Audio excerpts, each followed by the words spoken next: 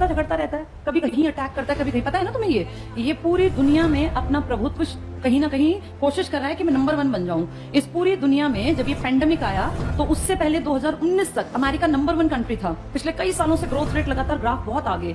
अब इस चाइना को, अमेरिका को पीछे करना था। बहुत लोगों का ये मानना है कि पेंडेमिक में कहीं ना कहीं चाइना का बहुत बड़ा हाथ था। एग्जैक्टली किसी को नहीं पता, पर पेंडेमिक का सबसे तगड़ा नुकसान जो झेला है वो किस देश ने? अमेरिका। आप कभी डेथ रेट का चार्ट निकाल के देखना, गूगल पर है, सबसे ज्यादा लोग कहां के मरे हैं? हम जैसे ना वैसे ही दुखी होते रहे, चीन हमारा दुश्मन। चीन को कोई मतलब नहीं छोटे मोटे देशों से, वो बस ये कर सकता है कि कब्जा करने के लिए हमसे लड़े, बाकी चीन और हमारा मुकाबला नहीं है। ये कड़वी सच्चाई है। आपके देश की सरकारें बेवकूफ बनाने के लिए कहती हैं कि चीन हमारा ऐसा दुश्मन, चीन ये। चीन को इंडिया से कोई मतलब नहीं। वो जानता है कि आप उसके सामने टेक्नोलॉजिकली कहीं टिकेंगे ही नहीं। वो आपके ऊपर सिर्फ अटैक करके आपकी जमीन को हड़प सकता है, बाकी उसका और आपका कोई मुकाबला नहीं है किसी भी चीज में। उसने आपके देश के घर के अंदर इतनी जगह बना रखी है कि आप चाह के भी चीन का कुछ नहीं बिगाड़ सकते। हम पता कितने बेवकूफ, हमारा देश कितना पिछड़ा हुआ है। हमें जब दिवाली आती है तो कहते हैं कि ये लड़ियां मत लगाओ। ये कहां से आती हैं?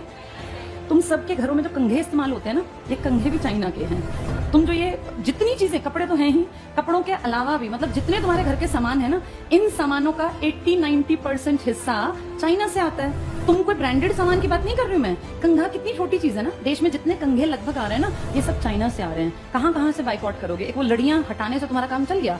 तुम जितने ब्रांड की चीजें इस्तेमाल करते हो, बिना ब्रांड की लगभग चीजें चाइना से आती हैं। ब्रांडेड तो चलो अमेरिकी हैं, यूरोपियन हैं। कपड़े देखो, जूते देखो, कोई भी चीज उठा के देख लो, जो ये जॉकी है, मोंटे कार्लो है, इनमें से इंडियन कौन है? सब विदेशी हैं। आपके जितने जूते हैं वो तो चलो बड़े ब्रांड हैं। मैं छोटी बातें कर रही हूँ। जो आजकल ये बेडशीट्स आ रही है ना, पहले हम बड़े शान से कहते थे कि हमारे देश में पानीपत एक ऐसा शहर है जिसको बुनकर नगरी कहते हैं।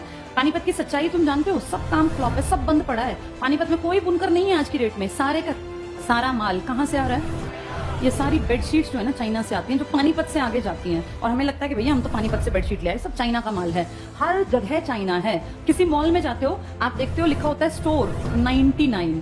इसमें ज्यादातर माल किसका बिक रहा होता है? चाइना का। आपके घर में जितना प्लास्टिक है ना, उस प्लास्टिक का सबसे बड़ा जो मार्केट है आपका देश, वो आया कहाँ से है? चाइना। तो इसलिए ये लड़ियों वाली एक्टिंग करना हमारा देश बंद करे और असलियत देखे। हम इतने गरीब पता है क्यों होते जा रहे हैं? इंडिया ही क्यों गरीब हो रहा है? तुम आजकल देख रहे हो महंगाई कहाँ बढ़ गई। जो सामान पिछले साल 250-300 का था ना, वो इस साल में 400, 450, 500 का आने लग गया। ये पिछले एक साल में महंगाई कई गुना बढ़ गई। 100 रुपए, 50 हर चीज पे बढ़ गए। ऐसा क्या हो गया? ऐसी क्या दिक्कत आ गई?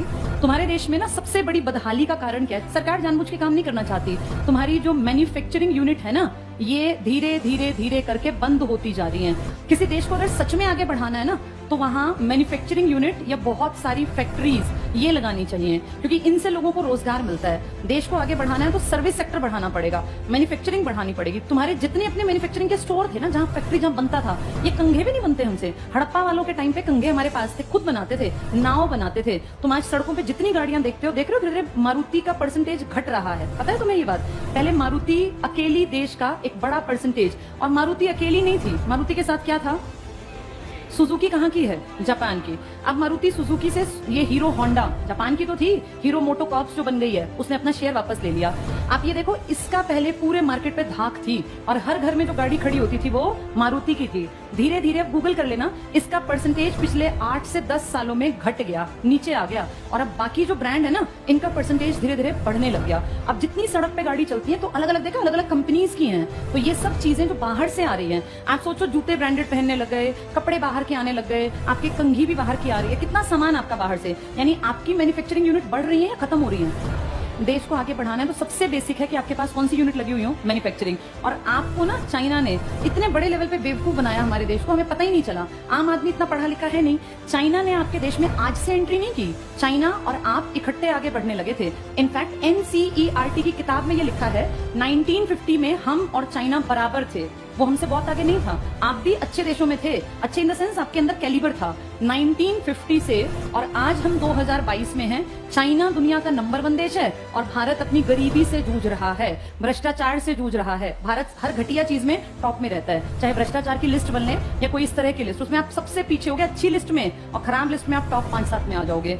ये हमारे साथ से इतना आगे कैसे बढ़ा? इसने अपने यहाँ मैन्युफैक्चरिंग की ढेर यूनिट लगाई और इसने पता क्या किया? भारत जैसे देश को, जो ये जानता था कि मेरे बाद आबादी में सेकंड है, जैसे आबादी होना फायदा है या नुकसान है? कैसे फायदा है? नुकसान है। बचपन से पढ़ाया गया बढ़ती जनसंख्या क्या था, किस चीज का कारण बनी थी? बेरोजगारी का, प्रदूषण का। गलत पढ़ाया। बढ़ती जनसंख्या एक असेट है। असेट का मतलब समझते हो क्या होता है असेट? असेट को मान लो पूंजी। अपने आप को देखो, तुम सब अगर नौकरी लग जाओ, मान लो तुम घर में 2 भाई बहन हो, 3 हो, तुम्हारे पिताजी कमाते हैं महीने के 50,000, आधों के 20,000 कमाते होंगे, कोई हो सकता है 10,000 का भी काम चलता हो, कोई बड़ी बात नहीं है, इतना ही है हमारे इंडियन घरों में। अब जिसके ये 2-3 बच्चे अगर नौकरी लग जाएं और ये तीनों, कोई 50,000 की नौकरी लग जाए, कोई 45,000 की और कोई 35,000 की, मुझे बताना इस आदमी जिसकी 20,000 तनख्वाह थी, इसके दोनों तीनों बच्चे इस जगह आके खड़े हो गए, ये इसके लिए बोझ है या ये असेट बन गए? तो पूरा भारत क्यों नहीं असेट बन सकता? ये चाइना 1950 में हमारे बराबर था। आज आप जब मेडल्स की लिस्ट देखते हैं तो हर चीज में ये आगे है, टेक्नोलॉजी में, सामान में। आपको पता है ना, जो ये ओलंपिक हुए थे इसमें भी टॉप में था, पता है ये बात तुम्हें? अमेरिका, चाइना टक्कर लेता है, सारे ताकतवर देश, और आप सबसे नीचे की लिस्ट में। तो भला हो लास्ट डे जो ये 7 अगस्त को बेचारे नीरज चोपड़ा की मेहनत रंग ला गई, नहीं तो तुम्हारे देश में था ही क्या? गोल्ड तो 0 था हमारा। ये एक इकलौता जिसपे हम इतने चौड़े हुए घूमते हैं कि इंडिया तो पता नहीं क्या है। हम देखते किसको है? पड़ोसी पाकिस्तान, जिसका हमेशा टेली में 0 नंबर है। हम अमेरिका, चाइना को नहीं देखते। चाइना ने अपनी पूरी पॉपुलेशन को क्या बना दिया? इसने ये सोचा जब जनसंख्या ज्यादा है ना, तो हर एक आदमी कीमती होना चाहिए। मेरा हर इंसान जो इस देश में, या तो वो खेल में निकल जाए, या वो प्रोडक्शन में आगे निकल जाए, मैन्युफैक्चरिंग यूनिट में, या वो बिजनेस कर ले, या वो अच्छी नौकरी कर ले। हमने क्या सोचा? बचपन से मुझे याद है हमेशा पढ़ाया गया, बढ़ती जनसंख्या एक अभिशाप है, बढ़ती जनसंख्या से बेरोजगारी बढ़ती है। यही पढ़ा ना, बचपन से दिमाग में ठूस दिया कि बढ़ती जनसंख्या बोझ है। चाइना ने अपने हर बच्चे को सिखाया कि हर किसी को असेट बनना है। जो हमारे साथ, तुम्हारे साथ जो बच्चे बड़े हुए ना, वो चाइना में तो पॉजिटिव चीजें सोच के बड़े हुए, और हमारी पीढ़ी ये सोच के कि बढ़ती जनसंख्या, तभी तुम पीछे रह गए। इस चाइना ने प्रोडक्शन यूनिट लगा के अपनी मैन्युफैक्चरिंग, और आपके देश को देखा कि ये सबसे ज्यादा बेवकूफ हैं और ये सबसे बड़े कंज्यूमर हैं। क्योंकि अगर आपके यहाँ कंघी बिकने लग गई तो एक परिवार में अमूमन 2 से 3 कंघे तो रखता ही है हर आदमी। आपका देश है 150 करोड़ का, तो आप सोचो हर परिवार में कितने परिवार होंगे, और वो सब कंघी बकवास बात होती है, लेकिन इसके पास करोड़ों रुपए गए ना आपके, और किस चीज के लिए? जिसकी कोई वैल्यू नहीं। इसने आपके देश को डंपिंग का बाजार बना लिया। डंपिंग का मतलब होता है, इकोनॉमिक्स में एक टर्म है। शुरू में इसने आपके देश में कदम कैसे जमाए? आपके यहाँ एक पॉलिसी आई थी एलपीजी, लिबरलाइजेशन, प्राइवेटाइजेशन, ग्लोबलाइजेशन। शुरू में ना आपके उद्योग धंधे बहुत खराब थे, मतलब बहुत ही निचले स्तर के, कोई ब्रांड हमारे यहाँ नहीं था, और हर चीज बकवास थी। हमने 40 साल वेट किया, 1947 से 1990 आ गया। तो ये सोचो 40 साल कि शायद इंडियन सुधर जाएं, कुछ अच्छा प्रोडक्ट बना ले। अच्छा नहीं सुधरे, बकवास जूते, बकवास कपड़े, हर चीज बकवास। फिर 1991 में हमारे ऊपर प्रेशर आया पूरी दुनिया में, WTO का, वर्ल्ड ट्रेड ऑर्गेनाइजेशन का। इसने कहा भाई दुनिया बदल रही है, मार्केट खुला छोड़ दो, जिस देश को जहां सामान बेचना है बेचो। हम भी इसके मेंबर थे, हमारे ऊपर भी प्रेशर आया, और फिर हमने अपने लोगों को कहा देखो भाई, अब दुनिया के लोग आएंगे यहाँ कपड़े बेचने, जूते बेचने, तुम में काबिलियत हो तो तुम्हारा सामान बिकेगा, नहीं तो बंद होगा, सुधार लो। एक आधा साल और दिया, लेकिन हमारे इंडियन प्रोड्यूसर्स ने कोई ध्यान नहीं दिया, और देखते देखते हमारे मार्केट में किन लोगों की एंट्री हो गई? China, America, European country, Australia, Germany, Britain. और जब इनका सामान आया ना, तो इनके सामान की क्वालिटी बहुत हाई थी और आपके सामान की क्वालिटी बिल्कुल बेकार। तो अब जो अच्छा, इन्होंने एक चालाकी और की, इन्होंने अपने सामान की उस टाइम कीमत क्या रखी? बहुत। इन्होंने सोच लिया कि हमें नुकसान हो जाए, लेकिन इन इंडियंस को हमारे सामान की आदत पड़नी चाहिए। एक बार ये आदी बन गए ना, फिर ये हमारे ग्राहक हैं जिंदगी भर, और इनके अपने बिजनेस फ्लॉप हुए तो हमारा ही सामान बिकेगा। आबादी बहुत बड़ी है। अब सोचो अमेरिका किसी 50 लाख की आबादी वाले देश में बिजनेस करे तो उसका कितना बिजनेस चलेगा? सब खरीदे तब भी कुछ नहीं बिकेगा। आपके देश में अमेरिका का कोई सामान बिकने लगे तो आप कितने करोड़ प्लस लेके बैठे हैं? अब 150 करोड़। अगर अमेरिका को 1-2 साल, जियो की तुम्हें ट्रिक समझ में आती है? जियो ने क्या किया पता चला तुम्हें? क्या किया जियो ने? पहले सस्ता, फ्री, पहले सबसे पहले फ्री से क्या हो गई? लोगों को आदत पड़ गई। पहले कभी किसी गरीब आदमी के दिमाग में भी नहीं था कि मोबाइल लूंगा। इस फ्री ने उस गरीब को ग्राहक बनाया। जैसे पहले वो जाल में फंस गया, अब उसको इतने दिन तक फ्री दिया कि उसको हैबिट पड़ जाए कि मुझे गूगल तो छोड़ो, ये क्या है, ये सोशल साइट्स की भैया, व्हाट्सएप, टिकटॉक, खासकर ये सब चीजें, फेसबुक, और ये अब ये सब इतनी आदत पड़ गई कि अब वो ग्राहक हैं। आज इंडिया में लगभग हर किसी के हाथ में मोबाइल है।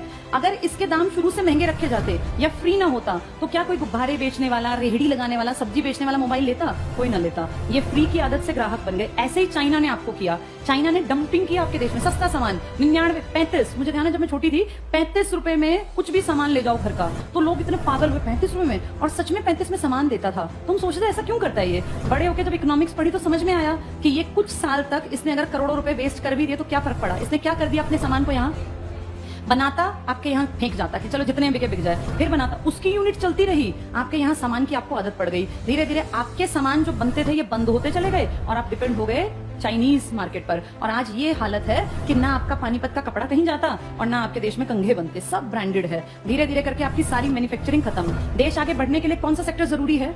मैन्युफैक्चरिंग। इसीलिए आपका देश रोज और गड्ढे में गिरता जा रहा है। अब कोई भी सरकार है, सब झूठे हैं। आम आदमी पार्टी है, मोदी जी हैं, या फिर अपने ये राहुल गांधी, ये सब बकवास कर रहे हैं, सब दिखावटी बातें करते हैं। रियलिटी इकोनॉमिक्स ये बताता है कि जब तक भारत में मैन्युफैक्चरिंग यूनिट्स बहुत ज्यादा नहीं बढ़ेंगी तब तक आपके देश की प्रगति नहीं हो सकती। और किसी को मतलब नहीं है मैन्युफैक्चरिंग से, सबको अपने पेट भरने से, अपनी जेब भरने से मतलब है। तो जिस दिन ये फैक्ट्रीज और ये सब दोबारा लगेंगी ना, तब देश आगे बढ़ेगा, वरना। नमस्कार साथियों, एक बहुत महत्वपूर्ण जानकारी आप लोगों को देने के लिए आया हूं। लखनऊ के अंदर मात्र 600 रुपये से 1200 रुपये स्क्वायर फीट के बहुत सस्ते प्लॉट, और जिस रेंज में आप लोग चाहें और जितने क्षेत्रफल के आप लोग चाहे 600 स्क्वायर फीट हो, 800 हो, 1000 हो, बहुत सस्ते दामों में लखनऊ के अंदर आप लोगों को मिल रहे हैं। जल्दी से अपना फ़ोन उठाइए और इस नंबर पे फ़ोन करिए जो डिस्प्ले हो रहा है। कहीं ये मौका आप लोगों के हाथ से छूट ना जाए, और फिर मौका अगर एक बार आप लोगों के हाथ से छूट गया तो बहुत सारी चीज़ें छूट जाएंगी। तो देर मत कीजिए, जल्दी से अपना फ़ोन उठाइए और इस नंबर पर संपर्क कीजिए। धन्यवाद।